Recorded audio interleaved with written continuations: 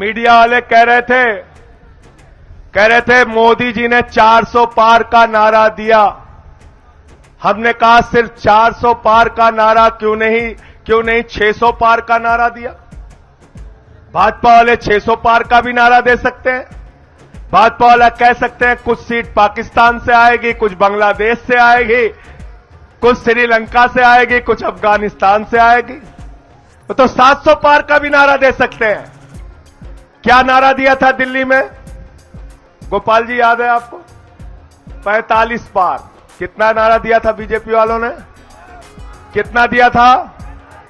आई कितनी? चलो भाई ये सब नहीं बोलूंगा। ये कह रहे हैं आई तड़ी पार। 8 सीट आई, 8 सीट। 8 सीट आई, 8 सीट। बंगाल में कितना नारा दिया था? 200 पार। कितना नारा दिया था? 200 पार। कितना नारा दिया था? आई कितनी? 1/4।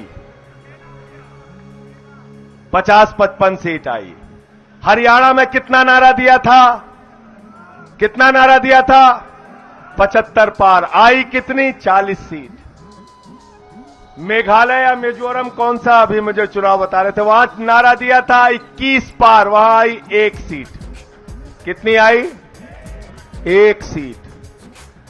जब 21 पार का नारा देते हो आती है 21। 1। जब 200 पार का नारा देते हो आती है 50। जब 45 पार का नारा देते हो आता है 8। तो जब 400 पार का नारा दे रहे हो तो आएगी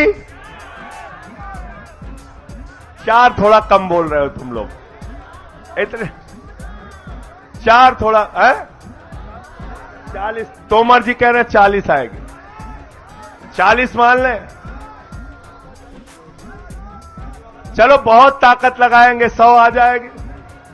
इन जुमलों में मत फंसना, इन जुमलों के चक्कर में मत फंसना, मैं आपसे कहना चाहता हूं। बैठ जाओ, बैठ जाओ। और एक चीज बताओ, इतने दिन से मीडिया वाले पत्रकारिता का कवरेज कर रहे बहुत सारे नेताओं को इन्होंने देखा है। रामनिवास गोयल जी हमारे बड़े वरिष्ठ नेता हैं, इन्होंने भी बहुत सारे नेताओं को देखा है। रामनिवास जी जरा मुझे बताइए, हिंदुस्तान का कोई नेता अगर 400 पार सीट का नारा देकर उसके मन में विश्वास है कि 400 सीट आएगी, तो कभी वो मुख्यमंत्री को गिरफ्तार करेगा क्या? करेगा क्या? करेगा क्या?